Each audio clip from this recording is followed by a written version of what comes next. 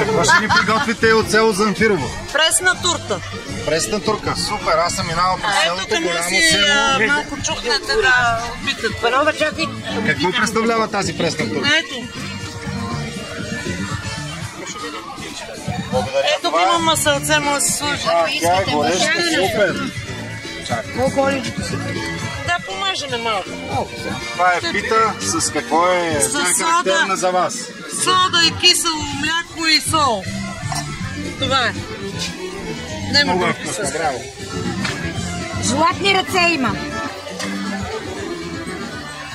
А тук може да си топнете от това нещо. Бобеца. Има боб. Е там. Ето. Лозарски пържен боб с перца. Копър. Има ли лозя при вас? Има. Браво. Може да си глътнеш и винце.